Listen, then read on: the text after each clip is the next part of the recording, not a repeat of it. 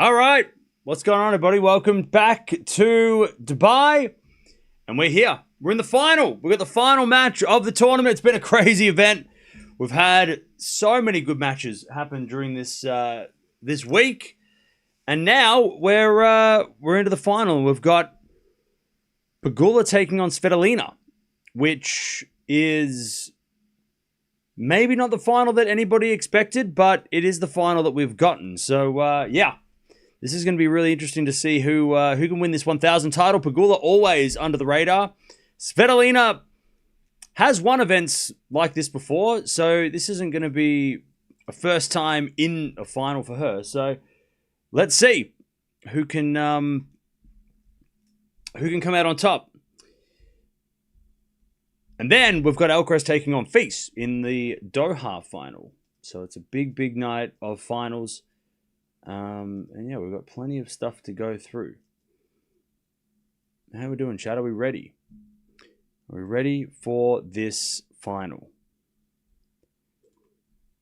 Are we ready? They've played a few times before. If you haven't watched the preview, go watch the preview now while you have the chance.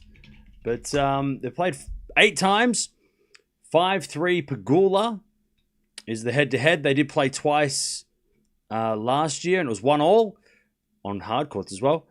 And, yeah, their first ever match was back in 2021. So they've played a lot in the last 5 years. 8 times in 5 years.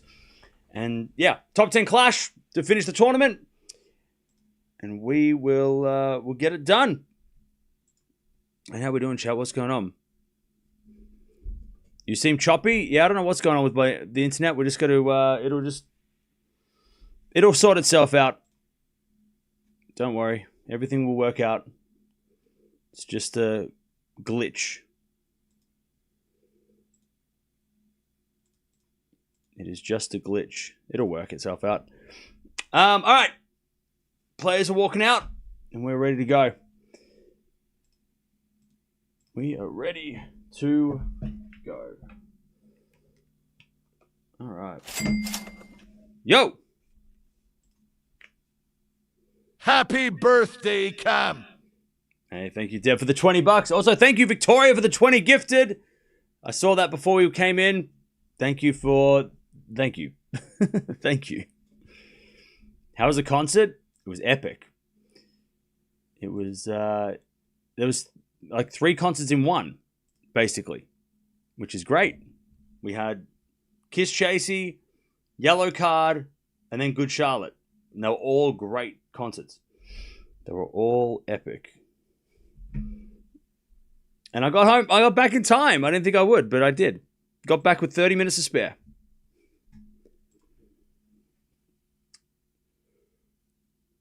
Oh, man. Thank you, everybody in the chat. Appreciate it. All right, here we go. Players are walking out on court. And we are about to begin this final. Let's see how this ends. I think Pegula is the favorite. I'm sure she is. I'm sure she is the favorite.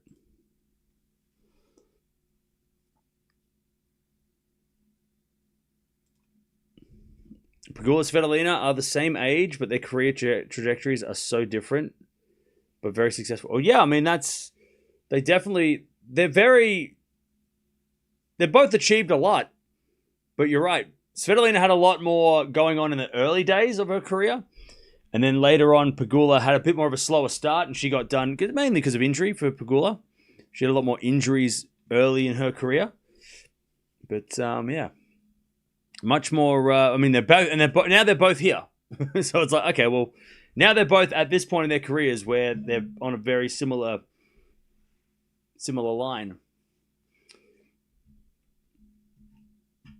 And they're both almost at the same ranking. So rankings-wise, let's talk about that for a second. Because if Svitolina does win this match, she'll go up to number 7. If Pegula wins, she will go a little bit closer to Coco Gauff, who is at number 4. So she'll only be 50 points behind. So yeah. So she won't be that far off if she does play, if she does win. which means that when we go to Indian Wells... Actually, no, she's playing next week. So Pegula could overtake Gauff next week. I don't think Pegula's playing next week. I think it would be a huge... unless maybe she will play. I don't know. She is supposed to be playing next week in Austin, so... Yeah. But these two are very similar types of players too. They've got a very similar game. So that is also interesting. Glad you enjoyed your concert and made it back. Yeah. It's a big day. Big day. I'm surprised I didn't get more sunburnt because it was pretty hot down there. It was like 35 degrees. Yeah, it was a hot night. But it was so much fun. So fun. And yeah, it was awesome. So good. There was so many people there too. It's awesome.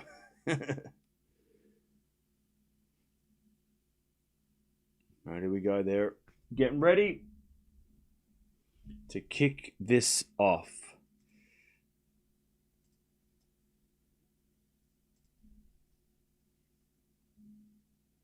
And none of you were there, unfortunately. Where were you? Why didn't any of you did any of you go? I mean, you'd be asleep now. It's 2 a.m, but did any of you, if you're watching the replay, comment down below. Did you go to the Good Charlotte concert? Can't believe Fritz lost. Yeah, that was, I mean, Tommy Paul's no joke, right? But yeah, that was unexpected.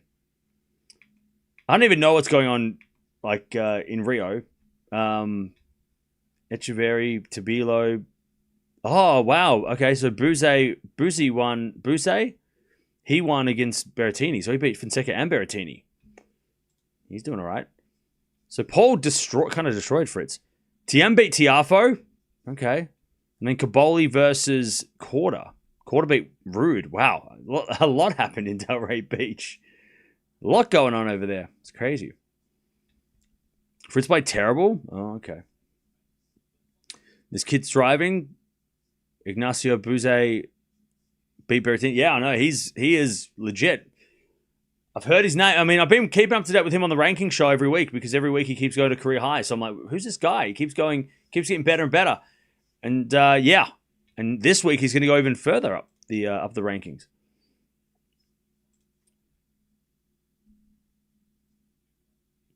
So it's awesome. Berrettini ran out of gas. That's a shame. Jack Draper comeback? Yeah, he's playing next week. Pegula's so under the radar. I know, right? I know the draw came out for next week. Like I said, we're not going to be watching much next week. We'll watch some, like, we'll do some stuff. We're not going to be completely off. Like tomorrow, I mean, there's Lehechka Feast first round in Dubai. I mean, I don't think Feast is going to play Dubai, though. I don't know. I think he might say, I've had a really good week. I'm going to go to Indian Wells. But he might play, and he'll play Lehechka again. Draper plays a quali. Hurkacz Menchik. That's just funny. Is that actually a match? That's just funny. Humbert versus Tsitsipas. See, there are some good matches. But we're not going to be locked in to watching every single match. But we'll watch a little bit. Tiafo took a medical timeout and lost 4 games in a row at the end. Oof, that's rough. What was it? Was it serious? This is an entree before the main meal in 2 hours. Okay. What are you eating? Are you like out for dinner or something? Rio had 3 or 4 rain delays last night. Ugh, I'm glad we're not watching Rio. That would be brutal. Feast ranking by now? I don't know, but we'll talk more about it. It is currently back up to number 33, but I guess we'll talk more about when we watch him play Alcaraz. So he could be seated at Indian Wells. Can't wait to see Draper come back. Well, hopefully he will. He might be seated. Eala's next tournament is Indian Wells.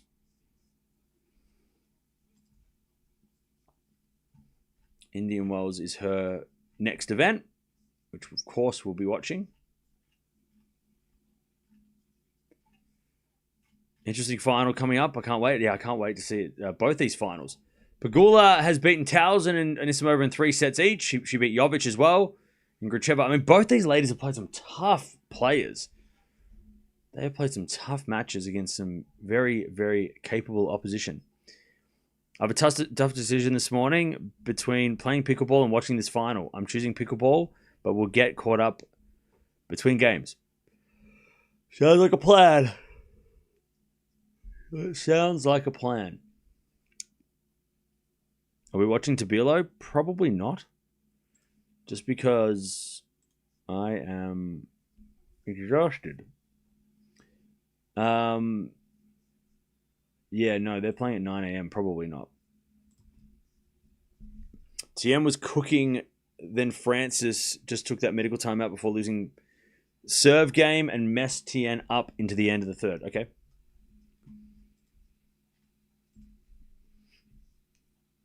Tomorrow, my 2-year modiversary. Hey, Deb, thank you for all you do. Appreciate it. But yeah, chat, they sang all the classics. They sang any good Charlotte song that you know, they would have sung. They sang all the classics. And I tell you, Yellow Card were very, very good too. I listened to a lot of their stuff, and they sang all their classics too, which I was very happy with. As I was walking in, I was like, oh, I know this song. Of course I do. I listen to their music. Of course I should know the music of the band that I'm watching. Or at least, but sometimes you don't know. The support acts you might not know. But I was like, holy shit, these are all great songs. They didn't just play Ocean Avenue. They played all their other bangers too. Pegula is the favorite. 59 to 41%. Is the game on starting? It will start in about 2 minutes.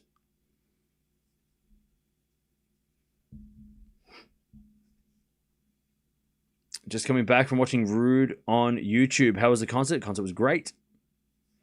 Concert was epic. How fun. Glad you celebrated your birthday in such an awesome way. Oh, yeah. That was very good. Good time. It was just a good... just coincidental that it was the same day. Or like the day before. Totally worth going down there. To see them. Finally, opponent Pegula Svitolina. What do you mean finally? They've played before. Why WTA uses that 5 umpires over and over again at the finals? Are those the best? I mean, the ATP. Remember, there's ATP events as well. There's a lot of events on. By the way, apparently the courts are a little bit wet. All right, so they got the leaf blowers out. And they're trying to dry the courts. I don't know what happened. Was there rain? That can't be right. There's no rain.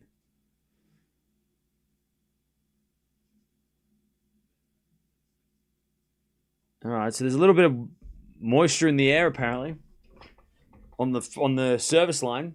No, sorry, on the net between the service line and the net. Highly doubt it's rain on her, right? Rain would be wild. Hey, thank you, Angelo. Appreciate it. Just for Menchik to lose to Feast. Still can't believe Sinner lost. Yeah. I'll tell you,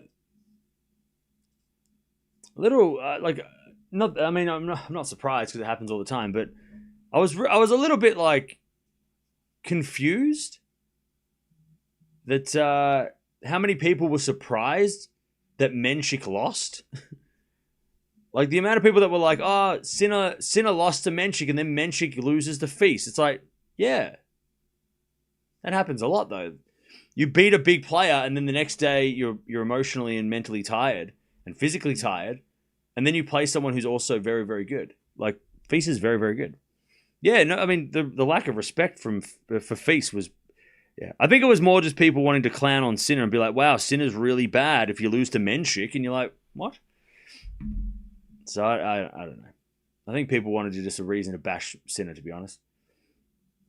By being like, oh my God, the guy that beat Sinner actually is not good. It's like, okay, you don't watch tennis. All right. Who's winning this one, chat? I'm going with Pegula in 3. I think Pegula winning a 1,000 title, that feels like, especially the way that she's come through, that feels like, I don't know, it feels like it's been a while since she's won a big trophy. Svitolina's also hasn't won a big trophy for a little bit, but I don't know, I feel like Pegula, she should be rewarded for her consistency. You know, she's been stopped by Sabalenka. She hasn't won a 1,000 since Canada in 2024. It's been 18 months. She made a few finals last year. She got stopped by Gauff, Sabalenka, right? She gets stopped by a lot of those players at slams too. So I don't know. I feel like it would be nice for Pegula to be rewarded for being so consistent without winning a big trophy. Svitolina, she hasn't made the final of a 1,000 since 2018. She did make the semis and lost in Madrid to Sabalenka back in 2025, which was last year. As Pegula too strong, 30-15. So yeah, so Svitolina also, I mean, look, I don't think either player winning this title wouldn't be deserved. And they both deserve it. But I think Pegula, from being so consistently up the top and being stopped so many times by Sabalenka, Gauff, Swiatek, like she should be rewarded for those runs. A big title is should be like, it's like one of those like when they give an Oscar to they give an Oscar to an actor who's not. It might not have been their best film. They get like best whatever it is, the number one, the best actor or whatever. And that might not have been their best movie, but they did so many good movies before that. That's like for the movies they did that they didn't get an Oscar for, even though they maybe deserved it. That's what this is for Pegula. Yeah, like Leo. So Pegula winning this would be like, you know what? You can have the Dubai trophy because you did really well in these other events and you lost to Sabalenka or Gauff or Swiatek and you put in a good effort. You don't get a trophy for good effort, you get a trophy for winning. But this would feel, I don't know, that's what I feel. I feel like, well, you know what? You deserve this trophy because you've been so consistent over the last couple of years. All right, breakpoint Pegula, 34. That's not how sports work, though. It doesn't work like that, does it? Anyways, backhand rally. Drop shot Pegula, that's a winner. By the way, Svitolina, at the end of the Gauff match yesterday, was looking very, very exhausted. So we'll see if that is lingering today, if maybe the fatigue of playing that 3-hour match against Coco last night. And that was the second match, because remember, Pegula played first. So she had more time off and played a shorter match. So, yeah, we'll wonder if that's going to be a factor. By the way, Svitolina has won all 4 of her 1,000 finals. Pegula's won 3 out of 4. So she's won 3 and lost 4. So she's been in 7 finals. Svitolina has not lost a final at 1,000 level. Interesting. Anyways, 1 love, Pegula. And so goes the net by Svitolina on the return. 15 love. So let me have a look. So Svitolina,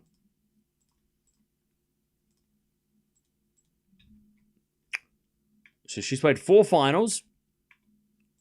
And she has beaten Wozniacki, Halep, Wozniacki. So Wozniacki and Halep are the 2 players that she's beaten in the final. That was late 2010s when those players were obviously very, very active. And Pegula, who's been in multiple finals. In fact, Pegula's been in, since Svitolina hasn't made a final, Pegula's made all her finals in that span of time. She's lost to she beat Samsonova. She beat Anisimova, both of those in Canada. She lost to Sabalenka and Cincy a couple of years ago. She lost to Wuhan to Gauff last year. She won Guadalajara against Zachary, and she lost to Sabalenka in Miami. And also she lost Madrid to Jabeur. Remember that final? In 2022 when Swiatek decided not to play and everybody had a chance finally? Because Swiatek in 2022 was a beast and was dominating the world and nobody could go near her. 30 love. There's a bit of slice now from Pegula into the backhand of Svitolina, backhand from Pegula. The backhand of Svitolina is Pegula, backhand to the forehand of Svitolina. Into the forehand of Pegula. Svitolina again to the forehand of Pegula. Svitolina passing shot in the net.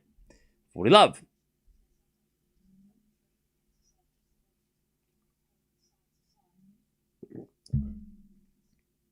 Alright. Yeah, Svitolina's got 4 WTA 1000 titles.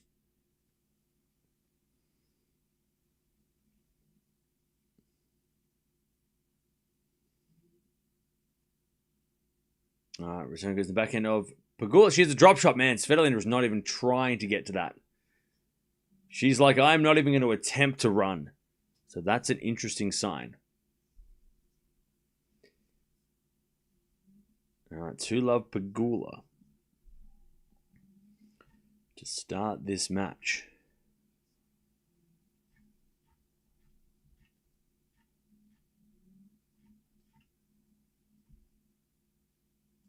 All right, first serve is a fault, second serve.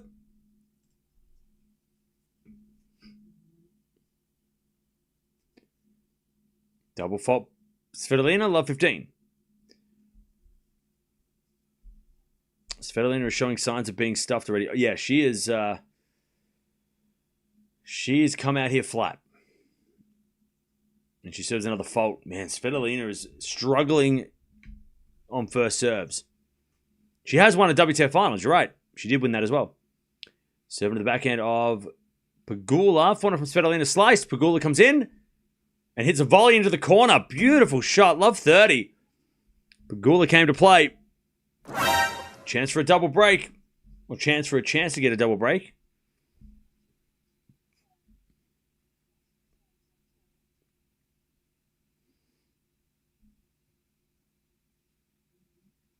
All right, that goes in the net by Pegula, 15-30.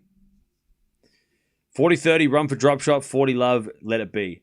Well, that's it. I mean, I think Svitolina, and that's that. I mean, yeah, obviously at 40 love, you probably wouldn't go for a drop shot, but for someone like Svitolina, she runs everything down. So for her to not attempt, even at 40 love, for her not to attempt running for a drop shot or trying to get a ball back, and she double faults again, 15-40, shows that Svitolina is coming in here with a low gas tank.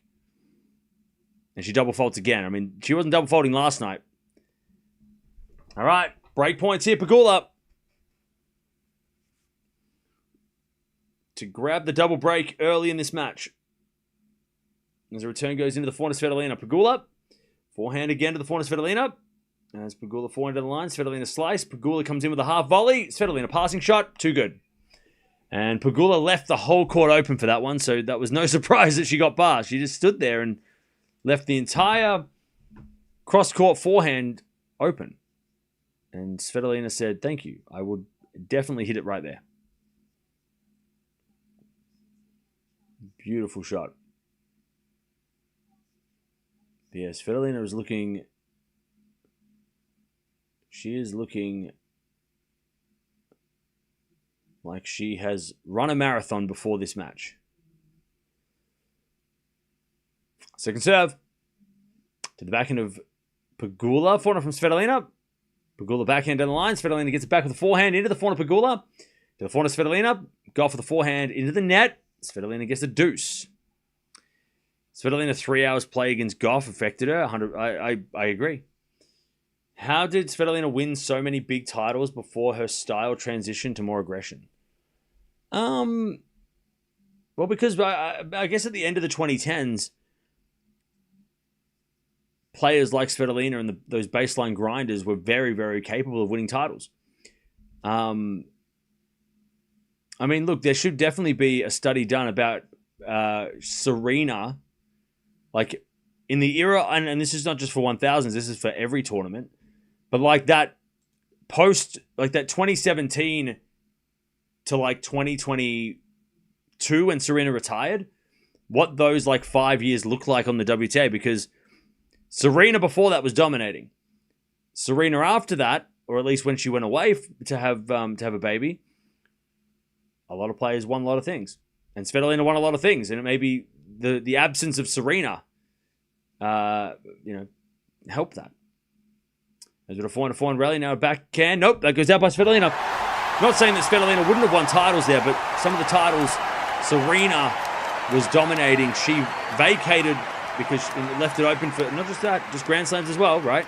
A lot of players won slams in that time that hadn't won slams before that time. So it should be studied. The Serena, the vacating, the dominating spot, and how many players benefited. It's kind of like if Djokovic and Nadal had retired in 2022, what 2023 would have looked like before Sinner and Alcaraz took over, right? And what it would have looked a lot more random. I wonder what was Serena's record against Svitolina. They definitely played. By the way, Svitolina's also won a bronze medal at the Olympics.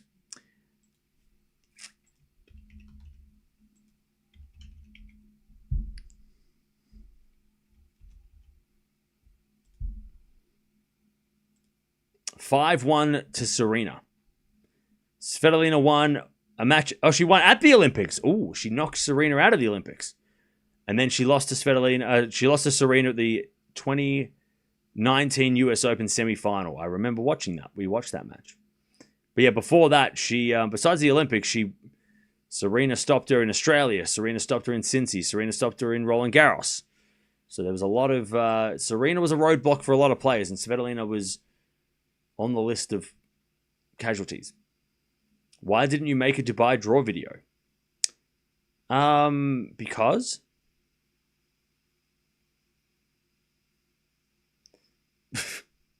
3 love. Return goes in the forehand of Pegula. Svitolina forehand to the backhand of Pegula.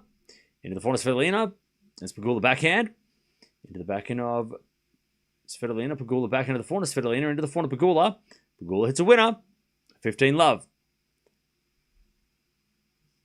We have the Serena effect. As a championship crowd is the championship crowd is the same when Eala plays. Yep. Serena really dominated the early to late mid 2010s. It's insane, yeah. Yep. Serena is the GOAT. 15-0. Hopefully Svitolina can find something to make it more competitive. Yeah, I mean, it's almost like yesterday her battery went down to 1%, and then she only put her phone on charge for 30%, 30 minutes, and she got up to like 25%. That's what it kind of feels like we're at the moment. Like Svitolina didn't have enough, like less than 24 hours ago, she was playing golf, and that wasn't like she didn't have enough time to recover and recharge. And she's playing as if she's just played Coco an hour ago. As that goes in the net by Pegula, that's going to help though. 15-30. Jankovic, Wozniacki, and Radwanska won 1000s in the 2008 to 2015 period. Hey, look. That's awesome. That's what I'm saying. There needs to be a study done. I mean, again, because I don't know the answer. Was Serena vacating the tour in 2017? Like how many people got an opportunity because of that? But then also, was there much of a difference before that anyway? Was Serena not dominating as much as we thought from 2010 to 2017? And then between 2017 and 2024, like those two, like either side of that 2017 moment where Serena decided to, where Serena was pregnant, that would be an interesting study to see, because I'm sure there was players in the early 2010s and during the 2010s that were winning, but was there less because of Serena or was there more? I would say there would be less. Double fault Pegula, by the way. And then when Serena came back, Andreescu, won a title. Osaka was winning titles. Like all this, that would, again, so it should be studied. It should be studied. There was a year where Serena winning the slams, but not number one ranking because of Safina. Well, because Safina was like winning all the 1000s though, right? Like, wasn't she winning like a lot of 1000 events? And Serena also played she played the slams and then a handful of 1000s, and then she'd go to the WTA finals if she felt like it. Like Serena there for a while there was just kind of like, I don't need to be number one. I am the best player. I don't need to be number one to prove that. Love 15. Great return from Pegula. Thank you, Rainer. Appreciate it. Yeah, the match was, I think it was like 3 hours, 4 minutes. Love 15. We've only played 15 minutes here.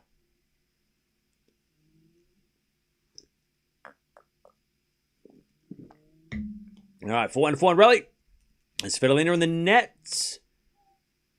Love 30. And Svitolina just hitting herself in the knee.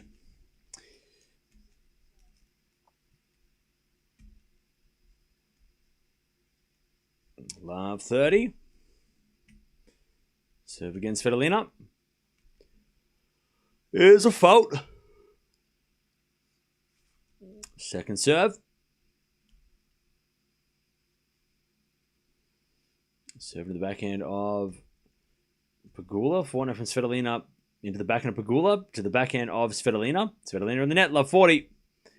And again, just a lot of errors coming from Svitolina. Just those tired errors. Love 40.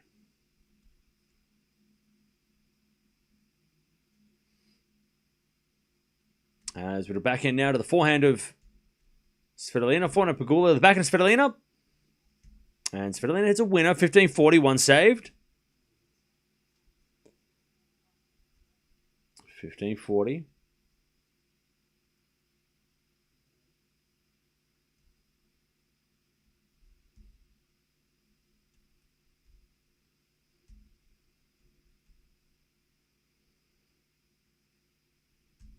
As the return goes forehand of Svitolina. Forehand now from Pegula is a winner. That's 4-1. Double break again.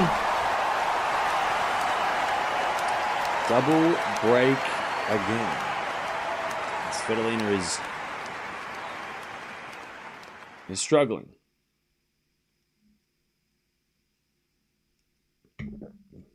All right. Can't blame Svitolina, yeah. Yeah, she's had a big week. I wish Barty come back for at least 2 years. I don't think that's going to happen.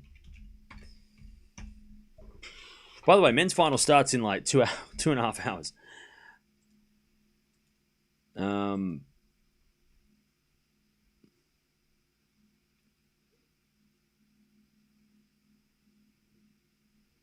So just to give you some context, this week they've both played 4 matches because they both got a bye in the first round. Svitolina has played 7 hours and 55 minutes on court compared to a 6.5 hour time on court for Pegula. So Pegula's been on court nearly an entire match less, an hour and a half less. Last match they played, or yesterday's matches they played, 3 hours for Svitolina, 2 hours for Pegula. Plus, Pegula her match started earlier and finished earlier. So Svitolina played the second match, which meant she had less time to get ready for this match than Pegula did. So not only did she play longer, but she also had less recovery time. So that is very interesting. Also this week, serving stats are very similar. Pegula's hit more first serves in and more aces, but aces per game were very quick. Oh, sorry, they've less double faults. More double faults for Svitolina. Both serving the same amount of aces.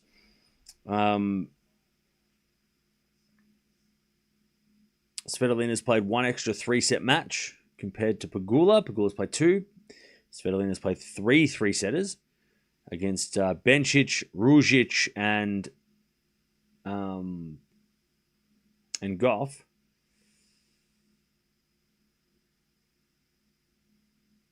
Pegula's held 84% of her service games, and she has converted. Svitolina's converted more break points, but most of those would have been against Coco.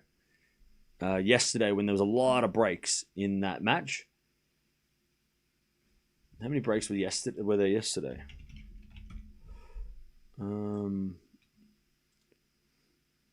Yeah, 6 breaks of serve yesterday. Against Ružić, it was 3. Against Bencic, it was 7 breaks. Oh, geez, all right. 5 breaks, sorry, against Ružić.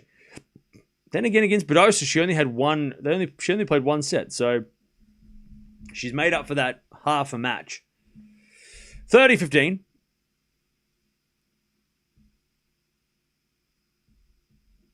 Great Cam with broken heart. Wait, what? Why would I have a broken heart? 30-15. Serving to the forehand of Svitolina. Backing up Pegula. The forehand of Svitolina. Pegula can't get that one. All right, 30-all.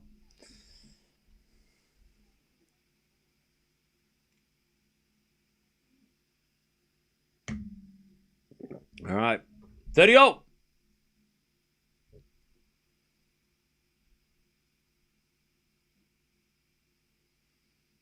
Serve again. Here's a fault. Second serve.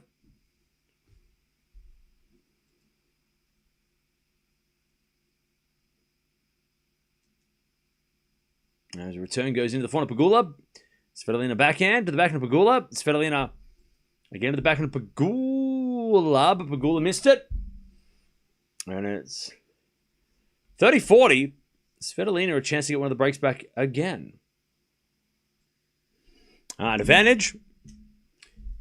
Svitolina. As Pegula goes to the backhand of Svitolina. Pegula backhand to the backhand of Svitolina. As Pegula is going backhand to backhand with Svitolina. Now Svitolina goes to forehand of Pegula. And then Svitolina shanks it. It goes in. Pegula forehand again. The forehand of Svitolina. The backhand of Pegula. Svitolina backhand cross court. Pegula gets it. Svitolina backhand down the line. Pegula's got that with a forehand. Into the forehand of Svitolina. Pegula. Forehand again to the backhand of Svitolina. As Pegula with the forehand inside out. Beautiful shot. What a rally. That's got to be at least 25 shots. All right, back to deuce. Crazy rally. That's what these players do, though. These two ladies, they rally.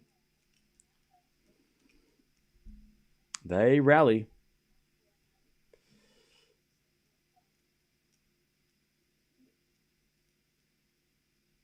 All right.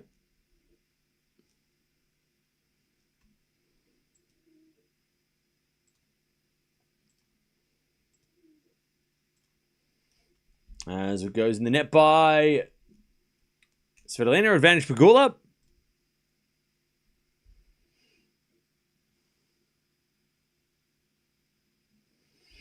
Advantage Pegula.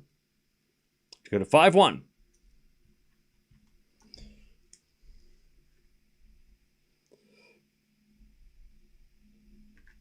All right, backhand to backhand rally. Svitolina into the forehand of Pegula. To the forehand of Svitolina. Pegula forehand again to the forehand of Svitolina. Down the line in the net. And Pegula goes to 5-1 in this first set.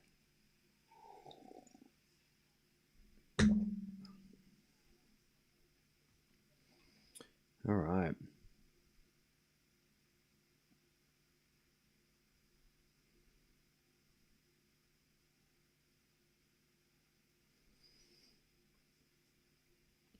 All right, Svitolina going to serve to stay in the set.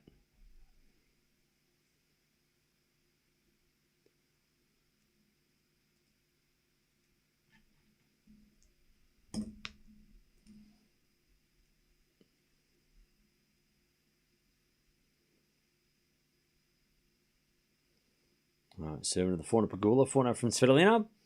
Into the forehand of Pegula. Svitolina slice. Pegula with a slice down the line. Svitolina backhand in the net. Love 15. Love 15. This looks like a 2-0 Pegula, yeah. Svitolina's just run out of gas. She spent all her energy yesterday on the Gauff match. 4-1 rally. As Svitolina hits it wide. Love 30. Kind of like Menchik, yeah. Menchik looked pretty... I mean, he put in a better effort in the second set. But he also looked pretty beat up.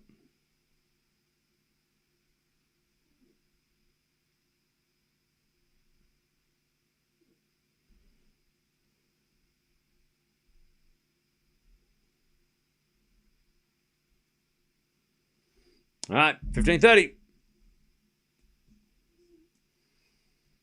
Where do you find your interview with Petkovic and Zverev? I'm not sure. It should be in the Discord, maybe. As the return goes into the forehand of Svitolina, backing out from Pegula is a... Ooh, missed it. Just goes wide. Ooh, just went wide. 30-0.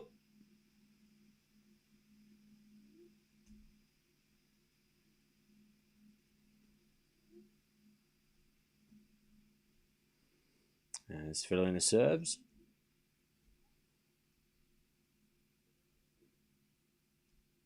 First serve, fault. Second serve.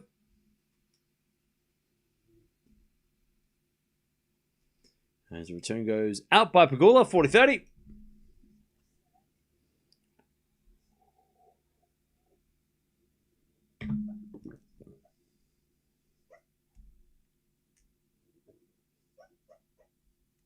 All right, 40-30. First serve is a fault. Second serve. Yeah, Menchik did have a big serve yesterday to keep things interesting. Svitolina doesn't have that serve. As Pegula hits a return winner. And we get to deuce.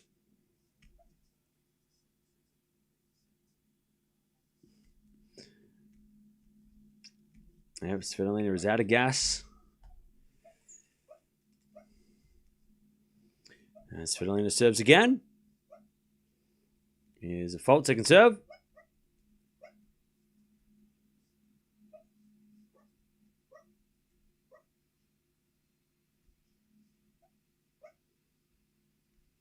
As the return goes into the forehand of Svitolina. Pegula forehand down the line. Svitolina backhand goes in the net and Pegula gets to set point. Advantage Pegula.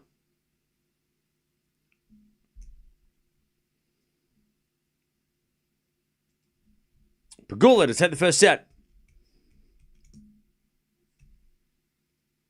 As the return goes into the backhand of Svitolina. Pegula forehand. Into the forehand of Svitolina, who hits a winner. We're back to deuce.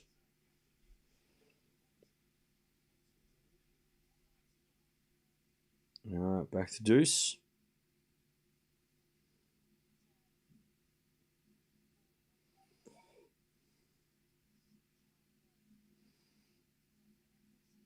All right, Svitolina serves again. Into the forehand of Pegula. Pegula hits it long. And it's advantage Svitolina.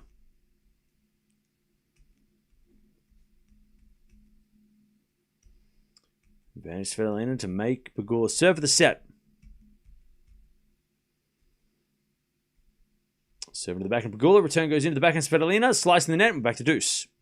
Svitolina's won 19 singles titles and 2 doubles titles. Nice. You can watch this on WTA TV. This match should have been played after suitable rest like tomorrow. It's just unfortunate that they played such a late match.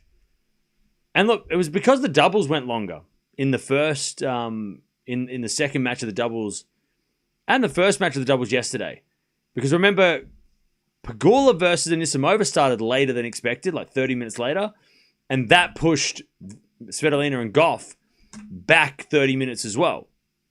So Svitolina and Gauff didn't start until, I think like they were like 45 minutes late than they were supposed to. And then that went 3 hours. So, yeah, it all cut in. And plus, also, Svitolina could have finished it in 2 sets. I mean, it's not... It is kind of her fault that she played a long match, really. She had 4 match points in the second set tiebreak. She could have definitely done it in 2 yesterday, which would have given her more time to get ready for today and also more energy left for today. So, again, we can say that, like, oh, Svitolina's tired and that's not fair, but it's also not all somebody else is doing. Like, it is her own doing a little bit. 1 second, chat.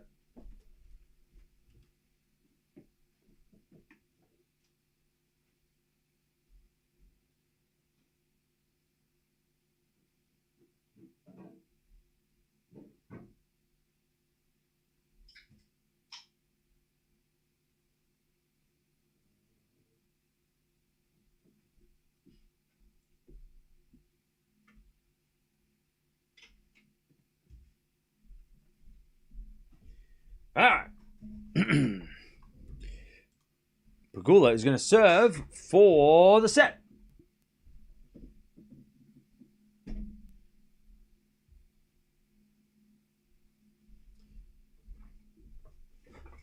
Five-two.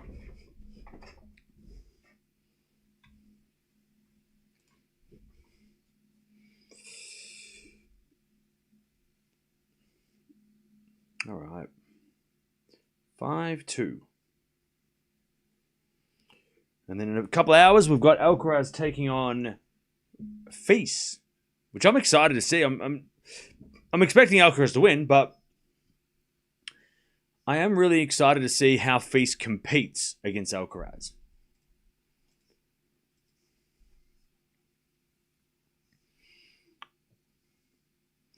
Dubai feels like a 250.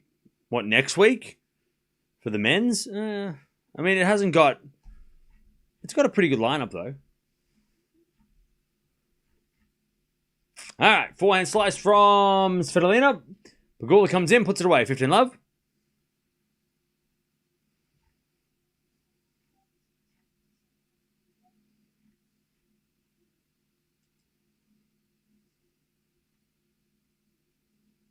$15 love.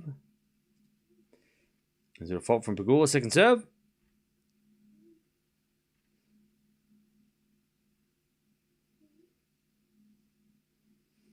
As the return goes in, the forehand to Pegula. Forehand now from Svitolina. Pegula comes in with a volley. That's a winner, 30 love. This week, you think that Dubai felt like a 250? You mean Dubai or Doha?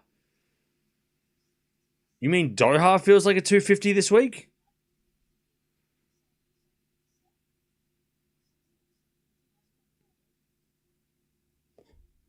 I'm confused. What are you saying? 30 love.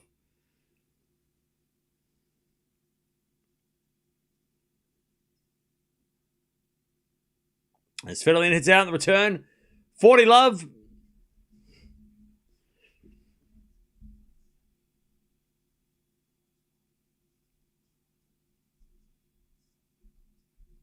Pegula to take the first set. So the back of Svitolina. Pegula with the slice. Svitolina, forehand in the net, and there's the first set. 6-2, Pegula.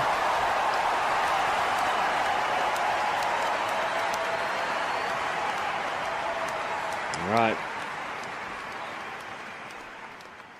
6-2. Top players pulling out and so many injuries. I strongly disagree that this tournament feels like... I mean, at the start of the week, it did feel like a downgrade because we lost Sabalenka and Swiatek. And then we had, Raducanu retire. But I gotta be honest. You look at the quarterfinals, you look at the semifinals, that's a 1,000. Like, 1,000 events are not like Grand Slams. They're not supposed to be. But we had two random players in the quarterfinals. And then we had, 5 top 10 players? So that does not seem like a 500 to me. 5 top 10 players in the quarterfinals, 4 top 10 players in the semis, and then a top 10 final. I don't think that's a 500. Like it's okay. Raducanu withdrew or retired, and Sabalenka and Swiatek weren't here, but still very competitive. I mean, Gauff, Svitolina, Pegula, Anisimova, Andreeva. Towson's not far off top 10. Like, I feel like it started off looking like it was going to be a rough tournament, but then it turned out to be a 1,000. Like, it turned out to be pretty damn good. I would say Dubai's been more memorable than Doha, and Doha had Swiatek and Raducanu doing well there. I think Dubai had way more memorable moments, way better matches towards the second half for sure. Like in Doha last week, we had Swiatek Sakari was an upset a 3-setter. We had Omboko upsetting Raducanu in a 3-setter. You had Penko, Cocciaretto, Kalinskaya, and Mukova. You had 4 unseeded players in the quarters. In the semis, you had 2 unseeded players. and 2 players outside the top 10. So, and you only had 2 top 10 players in the quarterfinals last week. So, if anything, Doha was a 500, more like a 500, and Sabalenka wasn't there either. The only difference is that Swiatek and Raducanu made the quarters. This week they didn't, but everybody else did. Gauff last week lost early. Andreeva lost in the 3rd round. Anisimova lost early last week and so did Svitolina in the 3rd round last week. Pegula didn't even play. So Dubai has been a 1,000. 1,000s are not supposed to be, they're not supposed to be always supposed to be stacked. Not every player plays every 1,000, but I would say that this one's turned out pretty good. It's turned out better than last week, I think. At least for the quarterfinals onwards. It's been a lot more going on. A lot better names, a lot bigger names on average, but also like the matches have been epic. Last week we had Doha with the final, the semi-final was great. So the quarterfinals were great with Swiatek. Zachary was a great match. So was Mboko Raducanu. The final was okay. Zachary Mukova was good. Mboko versus Ostapenko was straightforward. So I'd say this week's been better than last week, despite the injury or the retirements. But Indian Wells hopefully Indian Wells should be better than both these events because that's why it's 2 weeks. It's supposed to be better. So hopefully we'll get Sabalenka in that back and we'll go, okay, well this one's better than those 2. It's supposed to happen though. Indian Wells is supposed to be a bigger and better event. Is it a 4-out passing shot winner by Pegula? 40-30. Yeah, and then I didn't even mention the Eala storyline this week. Just that fairy tale run that 100 million people were watching from the Philippines. And then obviously the crowds that Eala was bringing. I mean that whole storyline was also epic this week. Good serve from Svitolina. She holds 1-love. So it's been after the start of the week being seemingly this was going to be a bad tournament, it turned out to be pretty damn good. Indian Wells has returned. The return of Swood. Wait, really? Wait. Swiatek Ruud are playing Indian Wells doubles?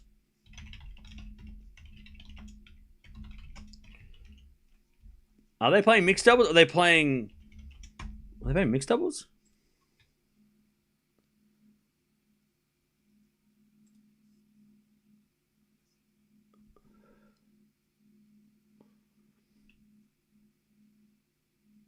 Oh, Swood are playing. Oh, they're playing that exhibition event. Oh, yes. The exhibition event, the Eisenhower Cup. Okay. I thought you meant they're playing during the tournament. They're playing the. So Swood, Fritz Raducanu, Anisimova Rublev, Pegula Paul, Navarro Shelton, Fernandez FAA, Andreeva Medvedev, and Paolini Berrettini. Okay. So no Alcaraz Raducanu. I'm sure they asked. them. They're like, hey, do you want to play? No, I love 15. It's Pegula. Hits a winner. 15 all. Did you say 100 million people were watching from the Philippines? Wow. No, I don't know if that's accurate. But there was 100 million people from the Philippines that could watch it, tennis, because there's 100 million people there. Anyways, 15 all. Is it a 4-hand down the line at the backhand of Svitolina? Slice from Pegula to the forehand of Svitolina to the forehand of Pegula. Svitolina again to the forehand of Pegula. Svitolina 4-hand down the line, goes wide, and it's 15-30. So 30-15.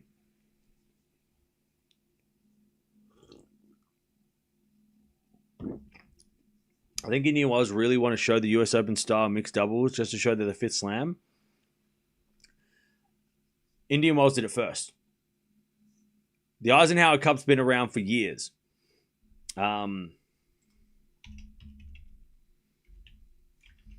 Eisenhower Cup has been around longer than the mixed double. They started it. To be honest, they probably inspired the US Open, if anything. As with a fine winner from Svitolina, 30-0. Well, the Eisenhower Cup, I would have been seen as a model for the US Open to copy. They've been around longer.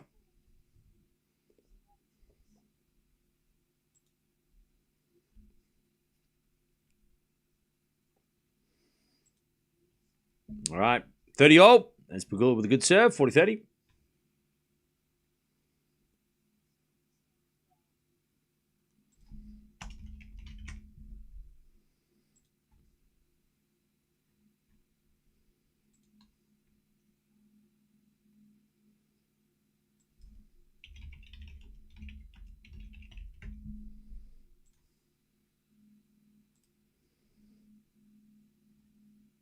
All right. Nice work, Pegula. She holds 1-all. So, yeah, fun. It's been around since 2023, the Eisenhower Cup. Or at least the mixed doubles aspect. It used to be singles. In fact, I actually went to the event in Melbourne back in 2018. It was in Margaret Court Arena. And I went and watched that, and it was Nadal, it was Kyrgios was there, Djokovic, Hewitt, all played in this mixed, 10-point tiebreak format. I remember going there. It was actually really good. I loved it. I had a lot of fun. And then they moved it to Indian Wells. Actually, no, they went to New York at the end of 2018. And then they went to Indian Wells in 2019 for men's singles. It was a men's singles event. Then women's singles, Indian Wells 2022. Anisimova beat Sakkari in the final. And then they started doing the mixed doubles comp in 2023, where Fritz Sabalenka won the first one, Schultz and Navarro won the second one, Rybakina Fritz won last year, and now we're here.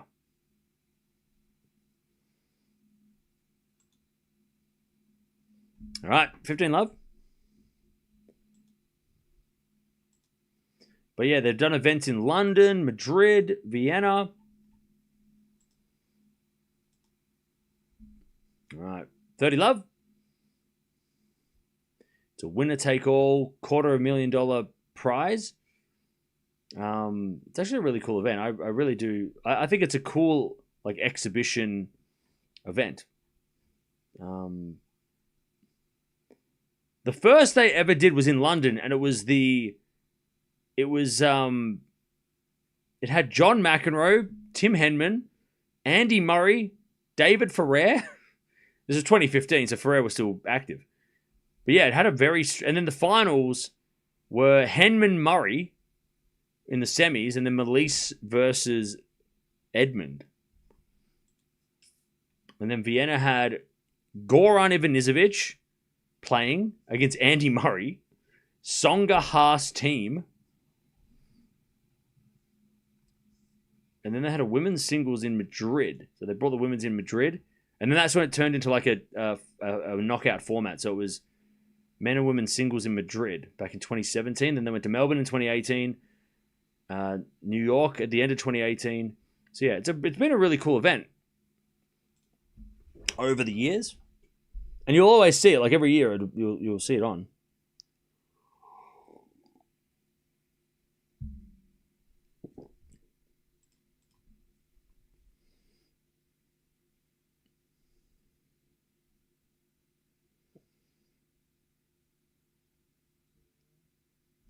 It's good because it's not trying to be a legit event. The US Mixed Doubles is now officially a Grand Slam title, even though the EXO format. Well, yeah, I mean that was the big controversy around it, right? A big thing last year. Cam, I need your help. I don't know what's happening. What in your life or in?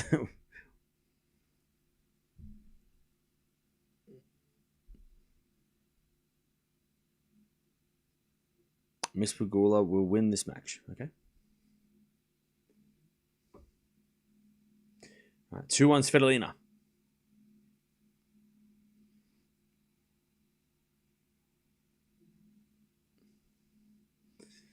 All right, 2-1 Svitolina in the second. Therapy talk with Cam. No, we're not doing that.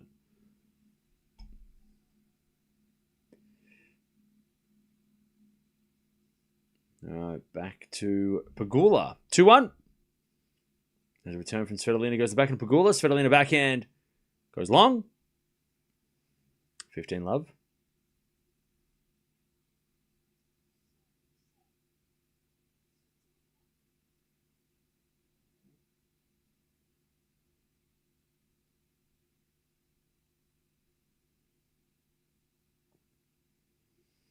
As the return goes to forehand Pegula. Forehand from Svitolina. Again to the forehand Pegula. Svitolina slice. Goes wide. And it's 30 love.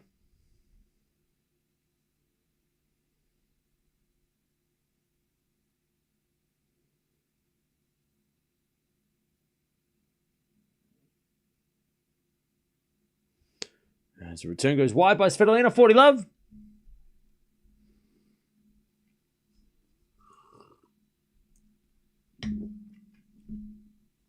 $40 love.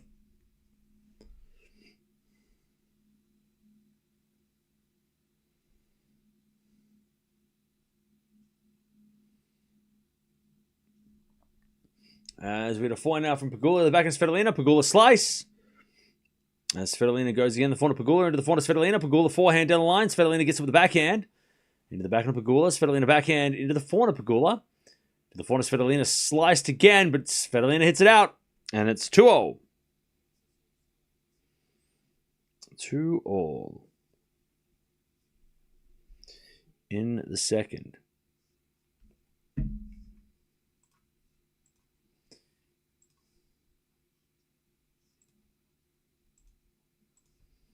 All right. Miss Australia drove the whole country back in 2002. Why would you do that? That's crazy. Why would you drive around the whole country? Cam is an Aussie? What? Yes. More importantly, 1 point slam needs to become a regular thing at other slams too. It was pretty fun. I'm sure it will be adopted if Craig Tiley goes to the US Open. I'm sure they'll try it out. For sure. Cam is Irish. True. There's a backhand down the line of the slice. Svitolina. Forehand now from Pegula is a drop shot, but Svitolina gets over the backhand pass. And it's 15 love.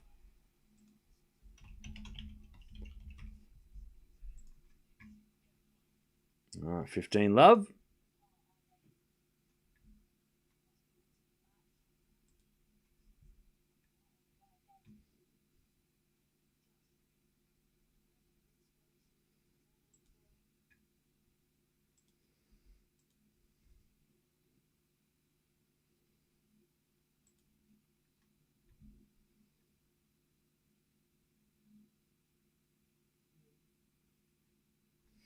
As a return, goes in the backhand of Pegula. Backhand up from Svitolina.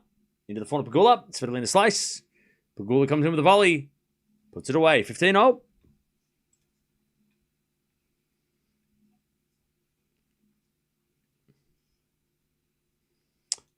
$15-all.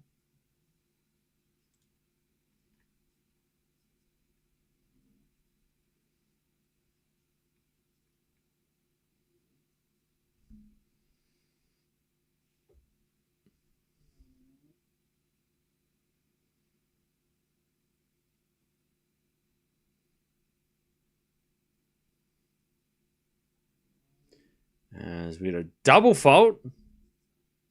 15-30.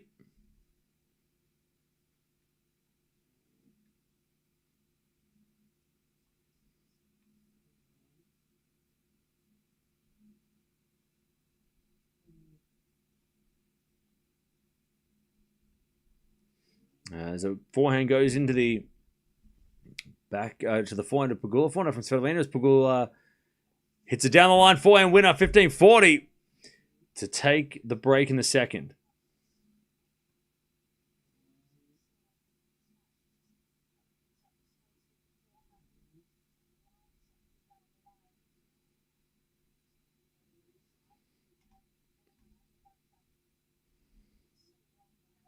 All right.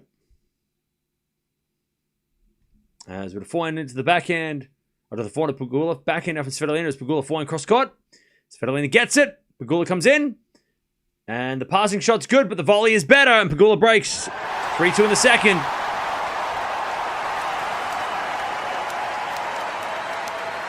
All right.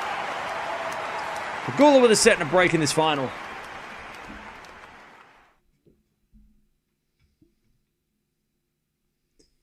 All right.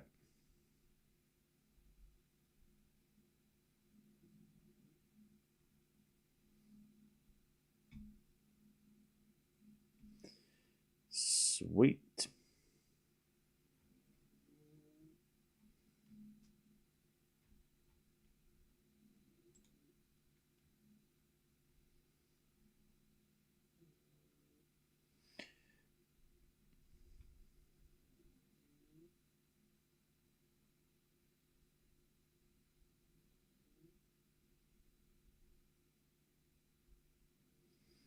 All right.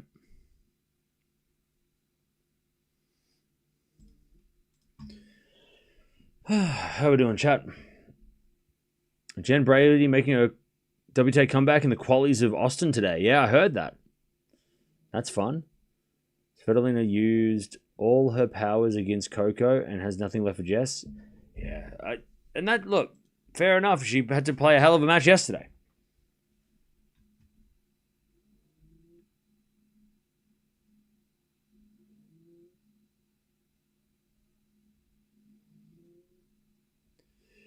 All right.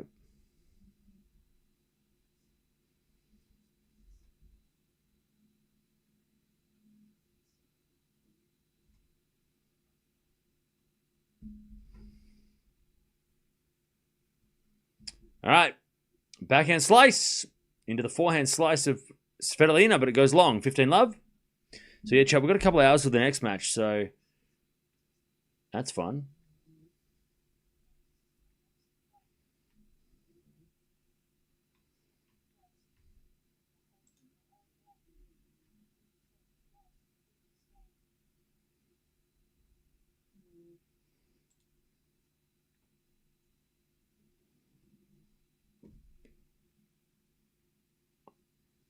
All right. Good serve again. 30 love.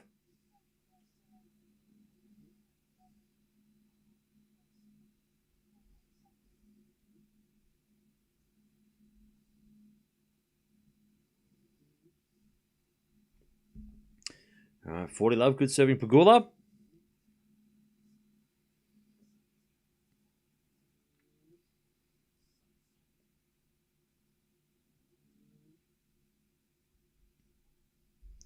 There's a bit of fault. Second serve.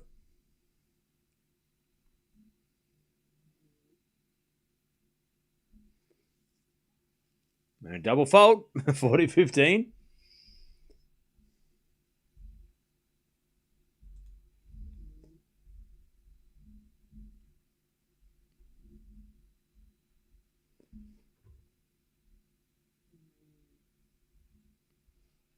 She serves an ace. All right, Pegula. 4-2.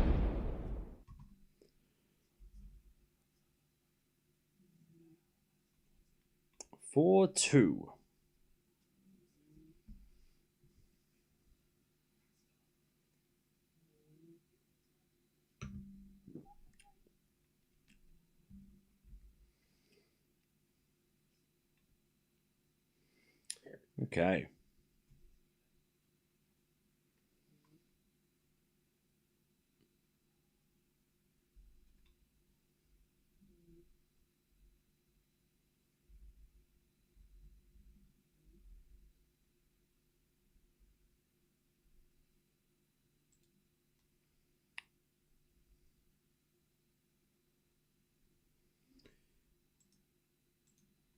All right.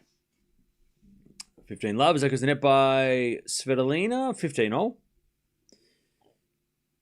Let's get Cam to 287 for his birthday. Yeah, we're almost there. Let's do that. Let's try and get to 287. We're almost at 290, which is crazy. That is crazy. Don't forget to sub if you haven't already. We've got the second singles, or the men's singles match final over in, what is it? Doha. Coming up soon. All right, 30-15.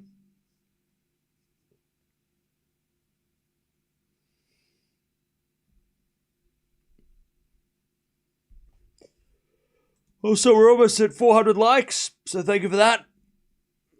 And we default second serve.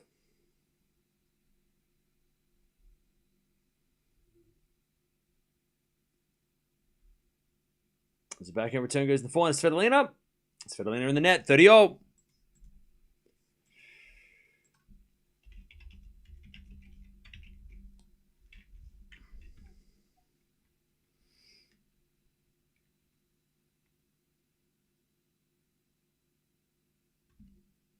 All right, serving to the forehand of Pegula. Svitolina forehand to the backhand of Pegula. Svitolina goes in again to the forehand of Pegula. Into the forehand of Svitolina. Pegula forehand again to the forehand of Svitolina. Svitolina hits it out. 30-40. All right, 30-40.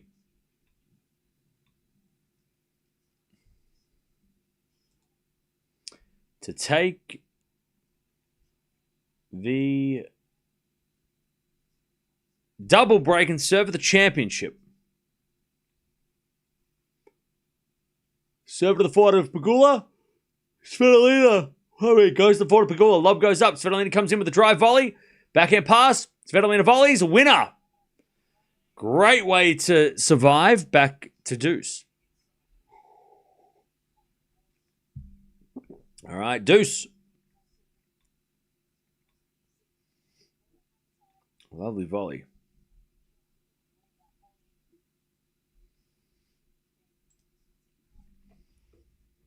All right, deuce. Got a fault from Svitolina, second serve.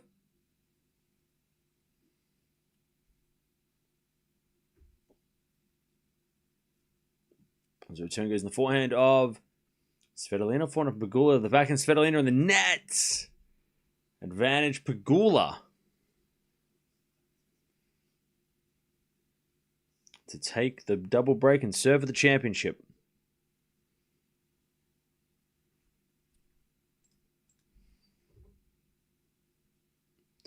All right, advantage Pegula.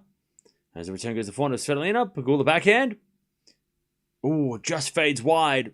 And we get back to deuce. Hey, Nassar, thank you for the super sticker. Appreciate that. Thank you. Where do I live in Australia? I live in Melbourne. I think Svitolina is still tired and not yet fully recovered after her match against Coco. I concur with that statement 100%. All right, the return goes in the net by Pegula, and we're back to deuce.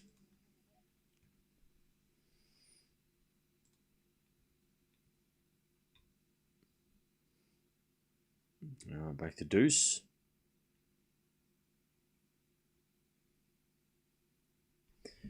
Now we get a fault, second serve.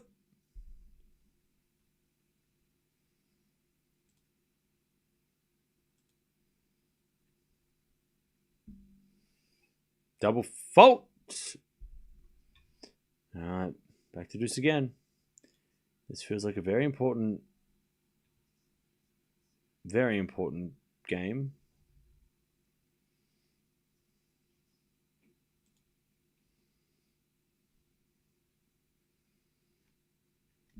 As the return goes in there, good serve again. And Svitolina gets to advantage.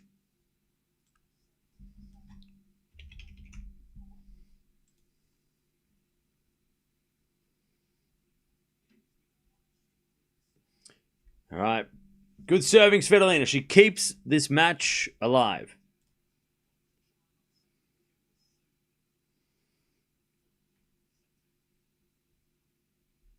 All right.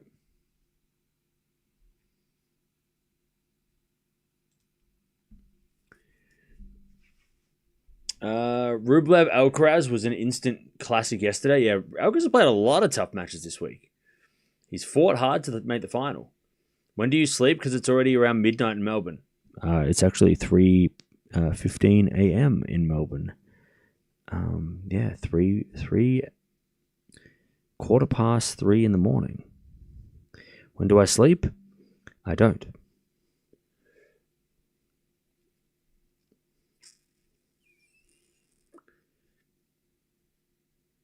I saw Elina last night, is very tired. Yeah. Well, I mean, at the end of yesterday's match, she was starting to fade. And had Gauff have broken back towards the end, it might have been Coco's win. But yeah, even at the end of last night's match, Svitolina was fading. Anyone in the women's game won their first slam in their 30s? That's a great question. I'm going to find that answer out when I make this. I'm going to let you know. I'll find out right now for you, but I'm also going to find out. Yeah.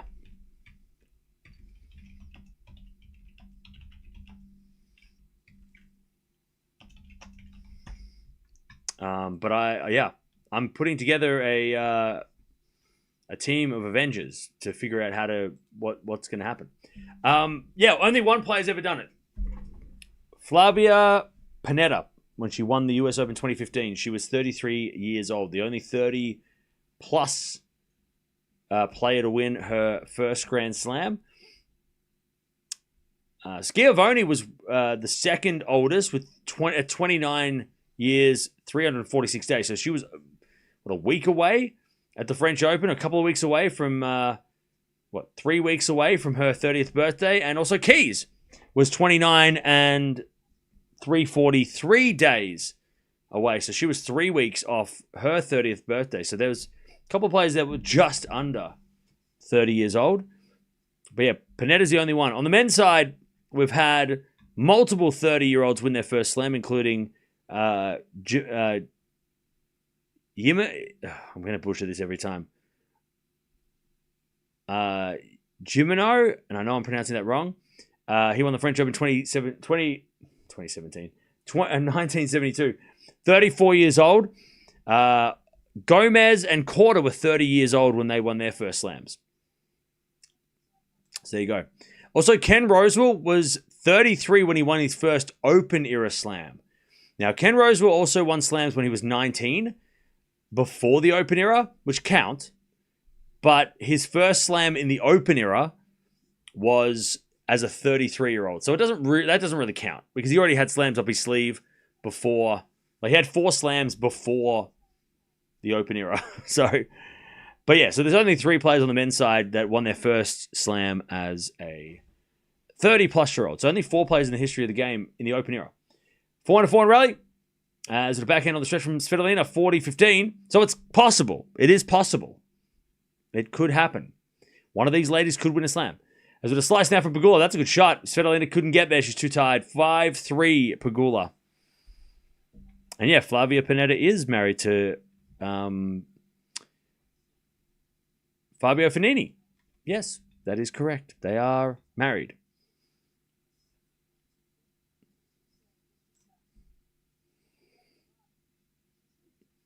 All right.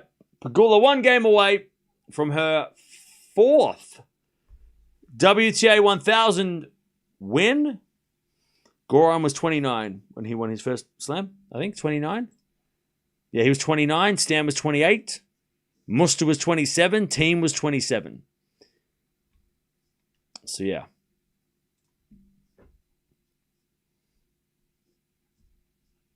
All right. First there's a fault. Svitolina serving to stay in the match.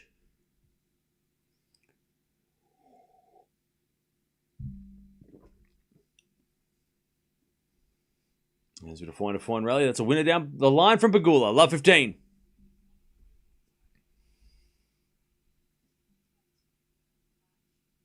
Love 15.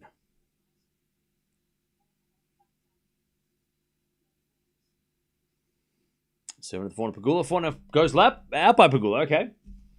15 all. So yeah, we got the men's final in Doha in an hour and a half. So we got a little bit of time between. Goran probably aged like 3 years with his time with Raducanu. No, I don't think it was that bad.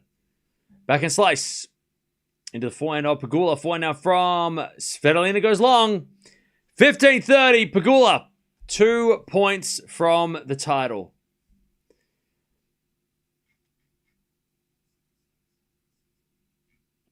$15-30.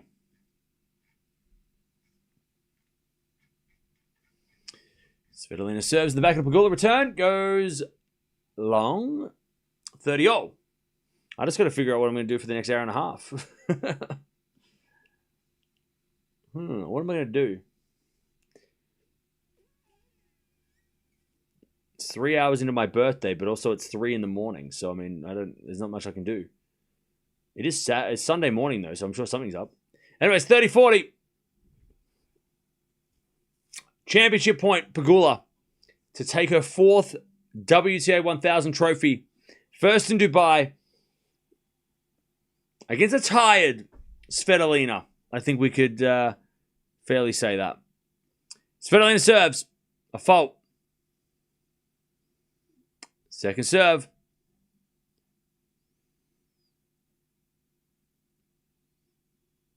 Second serve in the forehand of Pegula. Return is into the forehand of Svitolina. Pegula.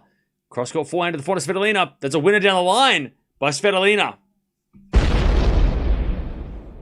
Deuce. Svitolina survives. Deuce.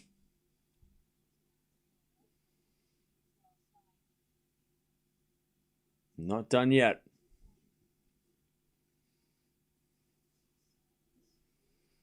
Wait. Arthur Fee said no player would have reached number 1 ranking if Big 3 was still playing. Wait, did he say that yesterday or when did he say that? Anyways, when did he say that? Tell me. Forehand to forehand rally. Up goes a lob by Pegula. Svitolina bounce. Forehand. Winner. Advantage Svitolina. Did he say that yesterday? When did he say that? When did he say that? All right, advantage Svitolina. He never said that, huh? Why did you lie? Please stop spamming. Please. For the love of God. Anyways, that goes out by Pegula. 5-4. Svitolina is going to serve. Sorry, Pegula is going to serve for the match. All right. He didn't say that. Then when did he? Where did you? Wait. Oh, so that person just made that up. Okay. Are you sure you meant Feast? Did you mean someone else? Because there have been players that have said that. I don't think you meant... I don't think Feast has said that, though.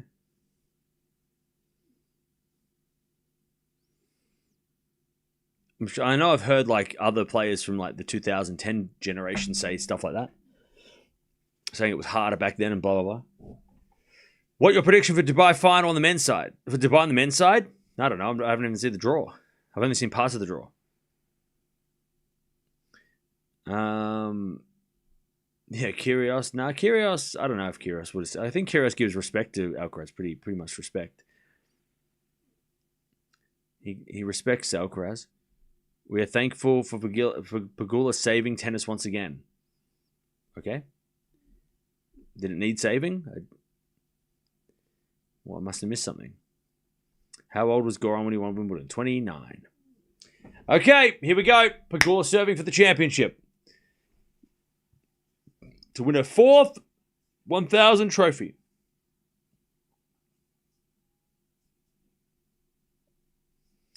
Svitolina's already saved 1 championship point.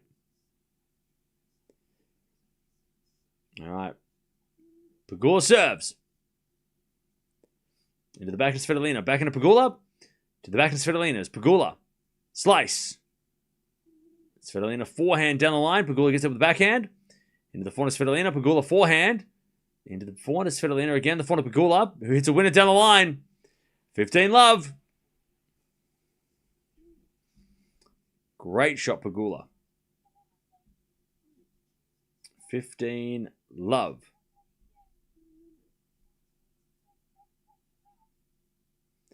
Serve again.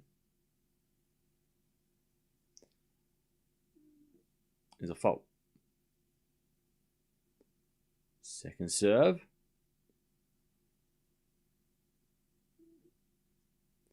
To the backhand of Svitolina. Backhand of Pegula. Svitolina backhand goes wide. 30-love.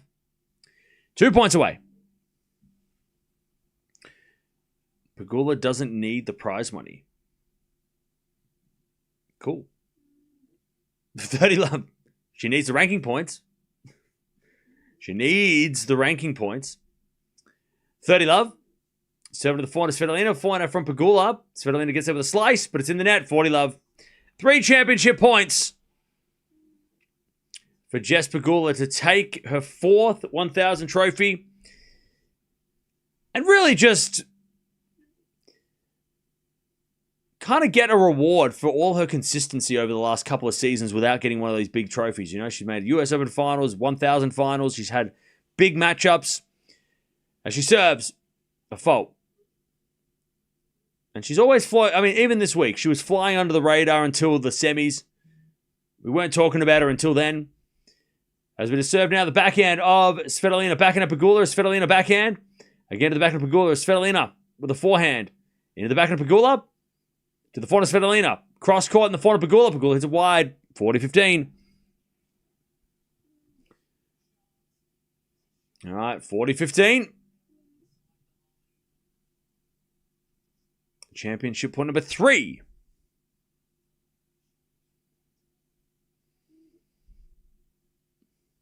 All right. Pegula serves again. Championship point number 3. Serve out wide is an ace to finish. And a big shout from Pegula as she wins her 4th big trophy against a tired Svitolina. I think we can be very honest with that. They hug it out of the net. That's nice. The cameraman almost smacked him in the face with the camera. Cameraman, back up. Back up, buddy. It's not your time. Take a step back. As Pegula jumps around, she's happy. Good work from Pegula. Again, well deserved. So deserved. The most underrated player in the top 10. The most probably underappreciated player. Because we always talk about Raducanu, Sabalenka, Swiatek, Coco. We talk about what they do well, what they don't do well. We talk about, they're always in the headlines. Andreeva being young, we talk about her a lot, her potential. Pegula just sits right in the middle of all of them and never, by the way, her coach is on his phone. The coach is on the phone. He's like, sorry, I was just booking his flights to play Austin. I was just texting Austin that we're not going to play that tournament next week because we just won. I'm just telling the tournament director in Austin that we're not coming to the tournament. And that's the thing. She is so humble, Pegula. That's why we don't talk about her, because she doesn't talk about herself.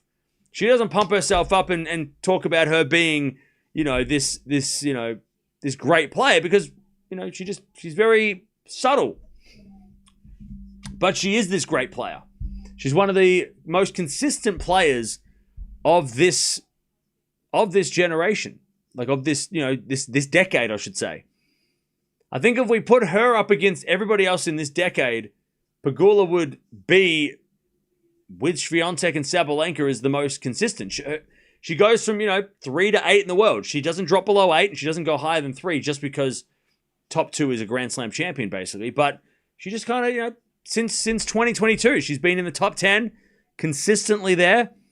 She doesn't have the flashiest game, right? It's not like she plays like the Sabalenkas or Raducanu's of the top 10. But she's very, very consistent. She hit 20 winners, 13 errors today, 4 out of 11 break points converted. Very good serving too. Solid, just solid. She's a solid player. Svitolina, 18 errors.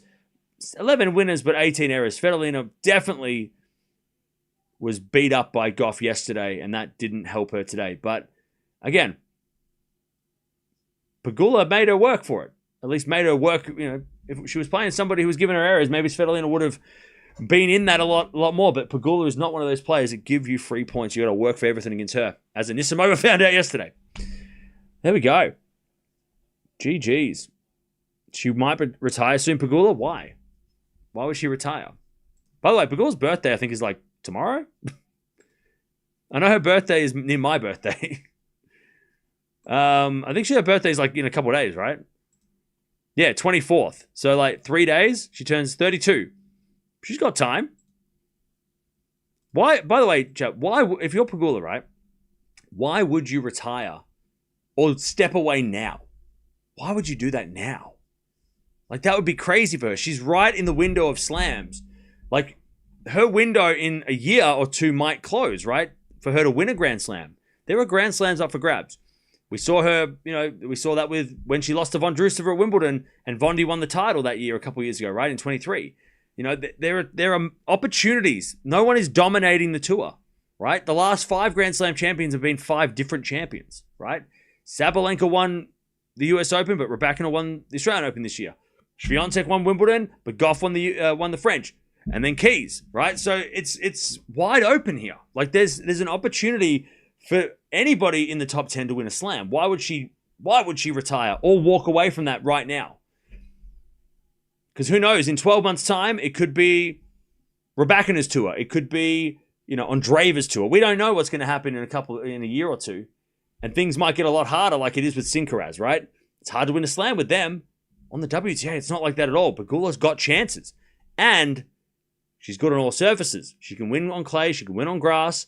She can win on hard court. She's got 4 opportunities every time she plays to win a Grand Slam. It's not like she disappears for 6 months and we see her at the US Open. So why would you walk away from that? There's no way you'd walk away from that. Why isn't she declining? She's almost 32. Is there like an actual, I don't know if that's an actual thing that like when you turn 32, you fall off a cliff. Like that doesn't happen. Not anymore. Maybe back in the 2000s or the 90s, but when you're 32 in 2026 that is not a old age in tennis anymore. 35. I mean, we've got players like Azarenka playing still, playing well into their 30s. Well deserved, yeah. How did Bondi win Wimbledon? Because she played better than everybody else. Because she played better than everyone else. All right, Pegula, who literally just does a random interview before her actual ceremony. That's crazy. Why would they do an interview before?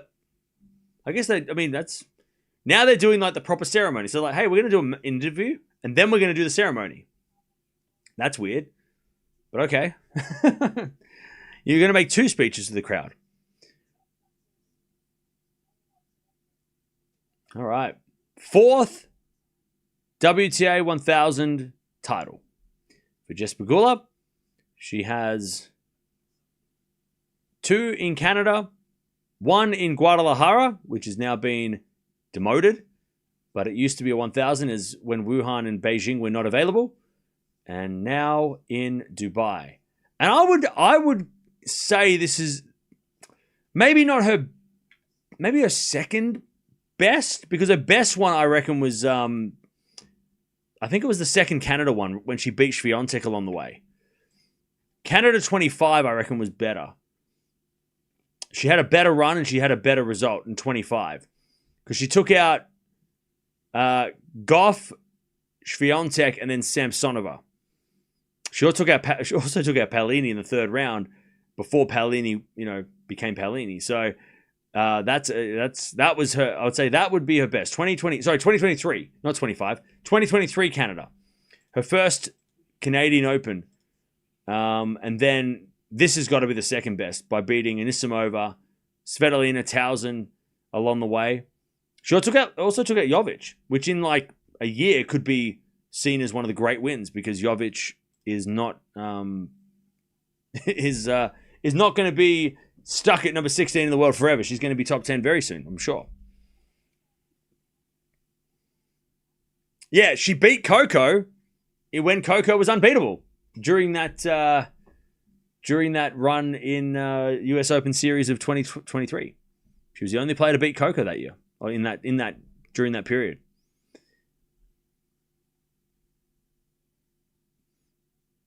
Yeah, Jovic just made the quarters of the AO, exactly. So beating Jovic, that was the match that totally got missed. No one was talking about... Well, first we were talking about how Jovic and Pegula were going to play. And then all of a sudden, Pegula beat Jovic without even breaking a sweat. And everyone just we just moved on. And then we're like, she's playing Towson next. But she demolished Jovic. And Jovic has been playing very well.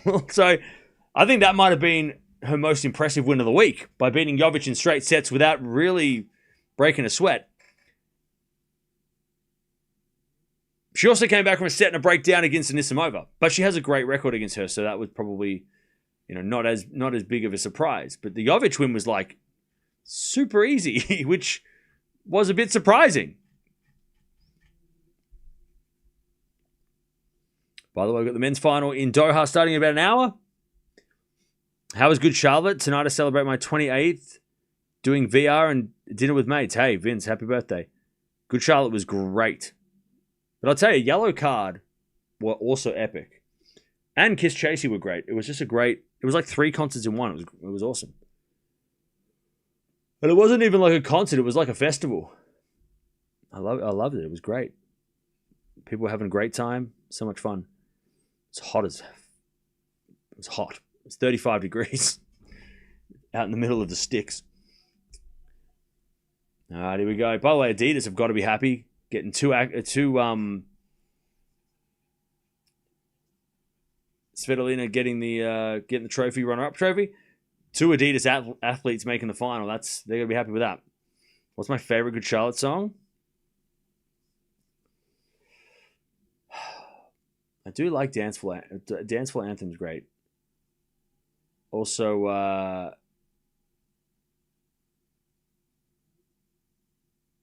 Misery's good. I mean, Misery or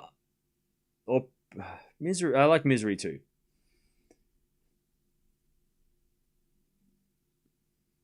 Now you get a. I don't know what that is. It looks like something that it looks. I don't know. I like the trophy. I don't know what it is. I'm sure it has some significance. Those are great ones. Yeah. But yeah, Yellow Card were playing some bangers too. All right, Pegula takes the trophy. Now, is that a teapot? Or is it some sort of significant piece of silverware? It's a trophy. By the way, if you are leaving, don't forget to subscribe. We've got the men's final in Doha coming up in a couple hours. Not as nice as the Doha Hawk? Yeah. But it is iconic. The Dubai trophies, they might not be as, I guess, like glamorous as the Doha trophy, but I still feel like the Dubai trophy is iconic, and the men's trophy being a big pirate ship. Is it a big pirate ship? It is, right? It's a big ship. Like, those are iconic. And you know what I love about a trophy? I love a trophy that stays with the same trophy for the history, because if you go back to like 2000s and you see players holding this trophy, it's the same trophy. So like, oh, it's a lamp, is it? Is it? There's probably somebody can help me. But like going back to like Dubai, like 2005, which is actually a movie apparently, but that's not what I'm looking for. Like some of the best players in the history of our game have lifted this trophy. If I go back to back through, I mean, Lindsay Davenport lifted this trophy. Venus lifted this trophy.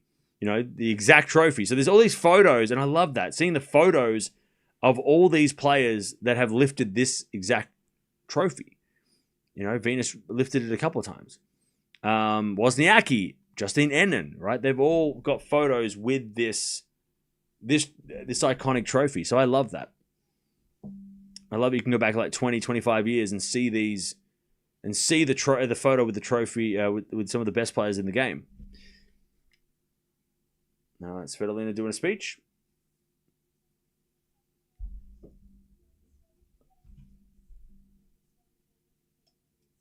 All right, she says congrats. By the way, Svitolina is very gracious. She doesn't seem too upset by the loss. I think she probably realized, like, yeah, I played really, really hard yesterday, and yeah, she doesn't seem like she's super disappointed. Obviously, it's always hard to make a runner-up speech when you've lost, but I mean, I don't think anyone has made a runner-up speech when they've won. It'd be weird. It doesn't make any sense. Thank you, Alexa. Appreciate it. Doha Trophy is a falcon, national bird of Qatar. There you go. Is the men's trophy the same?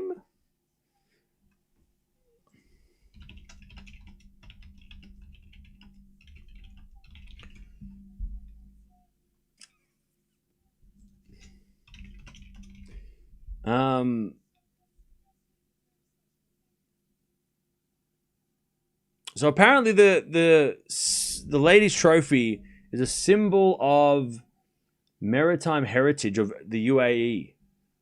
often described as the silver doe or sailing vessel. So it has a traditional sailing vessel. But is that the men's trophy or the ladies' trophy? I think AI is getting it confused.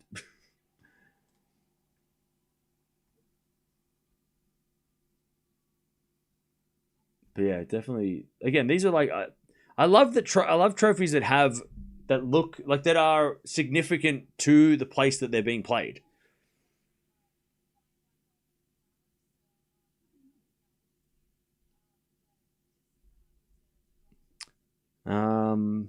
Carlson too. Okay.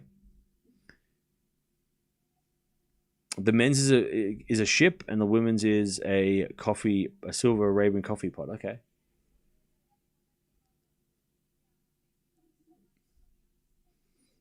It's like seeing photos of the Wimbledon trophy, and it's the same one from the 1920s. Yeah, I love it's just so nice. I love it. Like that's why like Madrid, they change their trophy every year, and I'm like, oh man, you're robbing future people of that iconic moment. Like if you look like lined up every photo of the Madrid title, the last couple of years it's been totally different. So it's just like I think it's just such a missed opportunity, you know. Like you want to see like the best players in the game holding that exact same trophy.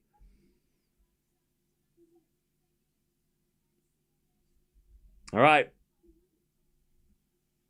Pegula with the trophy, and she takes the dub. All right. Well, we got about an hour until the next one, so we're gonna come back and do it all again.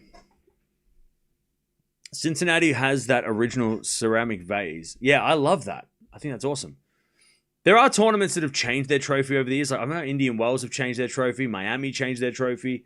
Canada changed their trophy. I think Shanghai changed their trophy as well from what it used to be. Monte Carlo is the same. Rome is the same. Madrid changed their trophy.